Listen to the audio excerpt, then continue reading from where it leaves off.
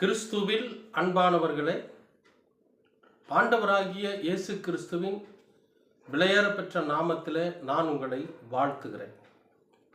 இன்றைய அனுதின உணவில் கர்த்தர் நமக்கு கொடுக்கிற வார்த்தை ஏசாயா 48 அதிகாரம் 18வது வசனம். என் கற்பனைகளை கவனித்தாயானால் நலமாயிருக்கும், அப்பொழுது உன் சமாதானம் நதியைப் போலும் உன் நீதி சமுத்திரத்தின் அலைகளைப் போலும் இருக்கும். பிரியமானவர்களே, இங்கே கடவுள் ஏசாயா தீர்க்கதரிசியின் இடத்துல சொல்ற வார்த்தை இது எல்லோருக்குமே ஒரு பொதுவான ஒரு வார்த்தை. என்னன்னா, என் கற்பனைகளை கவனித்தாயானால் நலமாயிருக்கும். கற்பனைகள் அப்படின்னா அவருடைய கட்டளை, அவருடைய சட்ட திட்டங்கள், அவருடைய ஆலோசனைகள். எத்தனை விதமா சொல்லலாம் பார்த்தீங்களா? அந்த கற்பனை அப்படிங்கிறது என்னன்னா, அவர் நமக்கு கொடுத்திருக்கிற ஒரு நியாய பிரமாணம். இதில் அவர் என்ன சொல்லியிருப்பாரு? அவருடைய நியாய பிரமாணங்களை எல்லாம் நீங்க வாசிச்சு பார்த்தா எப்படி இருக்கும்? நாம வேதத்தை வாசிக்கிறப்போ நல்ல கூர்ந்து கவனிச்சு படிச்சு பாருங்க. ஒவ்வொரு வார்த்தையும் நமக்கு அறிவுரையாத்தான் இருக்கும். ஒவ்வொரு வார்த்தை, அவர் சொல்லி இருக்கிற ஒவ்வொரு வார்த்தையும், ஒவ்வொரு வாக்கியமும், ஒவ்வொரு விஷயமும் நமக்கு பிரயோஜனம் உள்ளதாத்தான் இருக்கும். நாம எதை நுனிப்புள் மேயிற மாதிரி மேற்போக்கா படிச்சுட்டு போனோம்னு வைங்களேன், அதுல இருக்கக்கூடிய முக்கியத்துவம் என்ன அப்படிங்கிறது நமக்கு தெரியாது. அதனாலதான் அவர் சொல்றாரு, என் கற்பனைகளை கவனித்தாயானால் நலமாயிருக்கும். நல்லா கூர்ந்து கவனிக்கணும். எதுக்காக சொல்றாரு, என்ன சொல்றாரு, இதனால நமக்கு என்ன பிரயோஜனம், இந்த கற்பனைகளை அவர் சொல்லி இருக்கிறாரு, அதை நம்ம கேட்கறதுனால நமக்கு என்ன பிரயோஜனம், அதன்படி நம்ம நடக்கிறதுனால நம்ம என்ன நிலைக்கு வருவோம் அப்படிங்கிறத ரொம்ப கூர்ந்து கவனிச்சு அதை பார்த்து அதன்படி செய்ய நம்மை அர்ப்பணிக்கிற போது சொல்றாரு, உன் சமாதானம் நதியை போல இருக்குமா. பார்த்தீங்களா? எப்பயுமே ஒரு நதியானது வத்தவே வத்தாது. இந்த காலகட்டங்கள்ல எல்லாம் வத்தி போயிருக்கு. ஆனா இந்த வேதம் குறிப்பிட்ட காலத்துல மும்மாரியான மழை பொழியும். அப்ப பாவங்கள் கம்மியா இருந்துச்சு. அப்ப மனிதர்களுடைய ஆட்சிங்கிறது ரொம்ப கம்மியா இருந்துச்சு. அப்ப இறைவன் ஆட்சி செய்த நாட்கள் அது. அப்ப நதியை போல இருக்கும், அது இஷ்டம் போல இருக்கும். அது மற்றவர்களுக்கு பிரயோஜனம் உள்ளதா இருக்கும். நதி எப்பயுமே பார்த்தீங்கன்னா, ஒரு நதி ஒரு ஊற்றிலிருந்து புறப்பட்டு கடல்ல போய் கலக்குதுன்னு வைங்களேன், அதற்கு இடைப்பட்ட காலத்தில் அதனுடைய பயன்கள் எத்தனை அப்படிங்கிறத நம்ம கணக்கிட்டு பாருங்க. ஒரு நதியினால் என்னென்ன பயன் அப்படிங்கிறது. அப்ப நம்முடைய சமாதானம் அந்த நதியை போல இருக்குமா, அடுத்தவர்களுக்கு பிரயோஜனம் உள்ளதா இருக்குமா, அடுத்தவர்களுக்கு நாம உதவி செய்வதனாலே நமக்கு கிடைக்கிற ஒரு சமாதானம். இந்த கற்பனைகளை கூர்ந்து கவனிச்சோம்னாவே நாம் என்ன பண்ணுவோம், மற்றவர்களுக்கு உதவி செய்ய ஆரம்பிப்போம். இப்போ இயேசு கிறிஸ்து நமக்கு கற்றுக் கொடுத்திருக்கிற கற்பனை என்ன சொல்றாரு, உன்னை போல பிறனையும் நேசின்னு சொல்றாரு இல்லையா?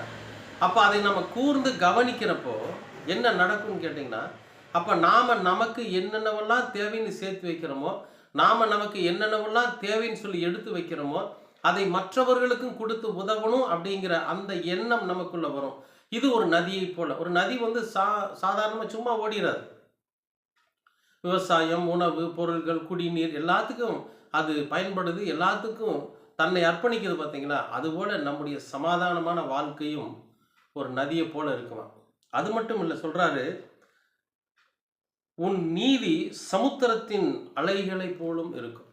நம்ம நீதினா நம்ம செய்யக்கூடிய உண்மையான ஒரு காரியம், நீதியுள்ள ஒரு காரியம். அநீதி செய்து அநேகர் தன்னுடைய வாழ்க்கையை கெடுத்துக்கிறாங்க. ஆனா இந்த கர்த்தருடைய கற்பனைகளை கூர்ந்து கவனிக்கிற போது நம்முடைய நீதி, நாம உண்மையை தான் பேசுவோம், நன்மையை தான் செய்வோம், நீதியான காரியங்களை தான் செய்வோம், தப்புக்கு துணை போக மாட்டோம். இந்த நீதி எப்படி இருக்குமா, கடல் அலைகளை போல இருக்குமா. கடல் அலைகள் உயர்ந்து வரும் தெரியுங்களா, அப்படியே மேலே கீழே பார்க்கறதுக்கு அழகா இருக்கும். அவ்வளோ கடல் அலைகள் அப்படி ஆர்ப்பரிச்சு வரும். அது மாதிரி இருக்குமா நம்முடைய நீதி.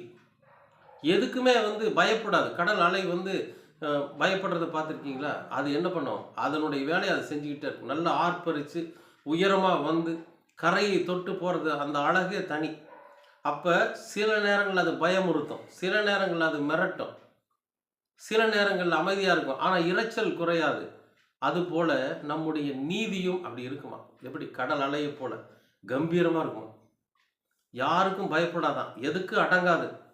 சரியா? அப்படி வந்து நம்முடைய நீதியானது இருக்குமா? எப்போ? நாம கர்த்தருடைய கற்பனைகளை கூர்ந்து கவனிக்கிற போது.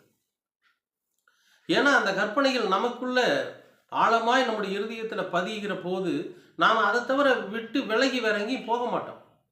அதற்காகவே நம்ம அர்ப்பணிக்கிறவர்களாக இருப்போம், அதை செய்கிறவர்களாக இருப்போம், செய்து நிறைவேற்றுகிறவர்களாக இருப்போம்.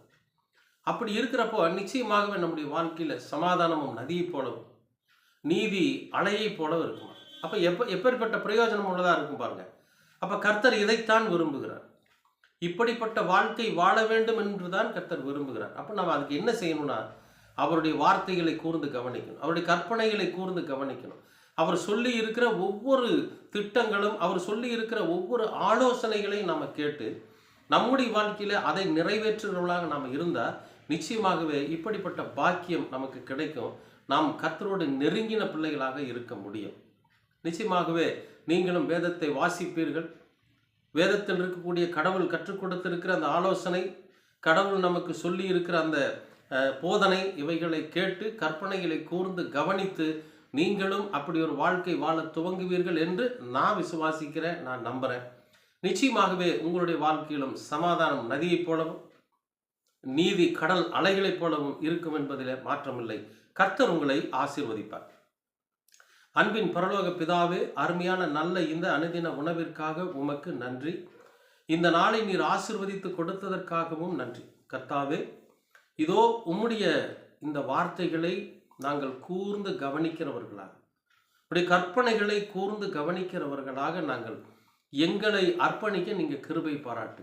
பொல்லாத சிந்தனைகளும் பொல்லாத வன்கண் போன்ற எங்களை அழிக்கக்கூடிய காரியங்களை எங்களுடைய இருதயத்திலே நாங்கள் சுமந்து கொள்ளாதபடிக்கு அவைகளையெல்லாம் நாங்கள் தூர எறிந்துவிட்டு உடைய கற்பனைகளை சுமக்கிறவர்களாக, உடைய கற்பனைகளினுடைய அர்த்தங்களை புரிந்து அதன்படி நடக்கிறவர்களாக நாங்கள் இருக்க நீங்கள் கிருபை பாராட்டுங்க. உங்களுடைய நதி, உங்களுடைய சமாதானம் எங்களுக்கு நதியை போலவும், நீர் எங்களுக்கு காட்டியிருக்கிற அந்த நீதி கடல் அலையை போலவும் இருக்க நீங்கள் கிருபை பாராட்டுங்க. தொடர்ந்து உமது கிருபையும் உம்முடைய அன்பும் எங்களை வழிநடத்தட்டும்.